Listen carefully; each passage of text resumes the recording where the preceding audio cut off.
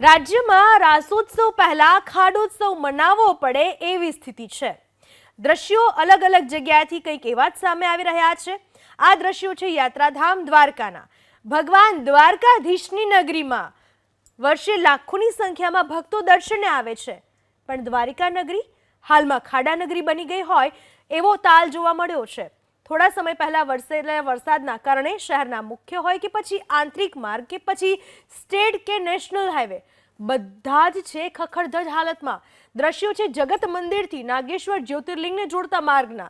અહીં રોડમાં ખાડા છે કે ખાડામાં રોડ એ કહેવું મુશ્કેલ છે, કારણ કે જ્યાં જુઓ ત્યાં જોવા મળી રહ્યું છે ખાડાઓનું સામ્રાજ્ય। અહીં વાહન લઈને તો ઠીક, ચાલીને પસાર થવું પણ અભિમન્યુના 7 કોઠા પાર કરવા જેટલું કઠિન છે।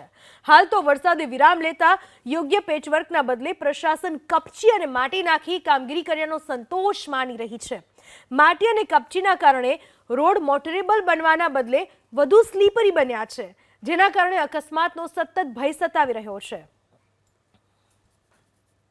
યાત્રાધામ દ્વારકા છે તે મંદિરોનું નગર કહેવામાં આવે છે, ત્યારે હાલ છે આ મંદિરોનું નગર છે તે ખાડાઓનું નગર બની ગયું તેવું લાગે છે। વાત કરીએ તો હાલ આપણે ઊભા છે દ્વારકાથી નાગેશ્વર જ્યોતિર્લિંગ તરફ જતો જે આ માર્ગ છે, જ્યાં એકદમ આ માર્ગ છે તે બિસ્માર હાલતમાં જોવા મળી રહ્યો છે। અહીંથી હાલ શ્રાવણ માસને અનુસંધાને અનેક લોકો છે, સ્થાનિકો છે, પ્રવાસીઓ છે તે પ્રવેશ કરતા હોય છે અને આ માર્ગથી છે તે મહાદેવના દર્શને જતા હોય છે। ત્યારે હરિ અને હરના જે મંદિરો છે તેની વચ્ચેનો જે આ માર્ગ છે તે હાલ બિસ્માર બની ગયું। અનેક ખાડાઓ છે જ્યાંથી લોકોને વાહન ચલાવવું તો ઠીક છે, પરંતુ છે તે ચાલવું પણ મુશ્કેલ બન્યું છે। ત્યારે હાલ છે વહીવટી તંત્ર દ્વારા અમુક સ્થળ અમુક ખાડાઓ છે જે પૂરવા માટે પ્રયત્નો હાથ ધર્યા છે અને ત્યાં કપચી એટલે કે માટી અને કાંકરી નાખીને છે ત્યાં ખાડા પૂરવાનો પ્રયાસ કર્યો છે। હાલ જોઈ રહ્યા છો આપ મારી નીચે કે આ જે ખાડાઓ છે તે કેવડા મોટા ખાડાઓ છે જ્યાંથી વાહન ચાલકો પણ નીકળી નથી શકતા। આવી જ હાલત છે તે દ્વારકાથી 16 કિલોમીટર સુધીનો જે માર્ગ છે નાગેશ્વર રોડ,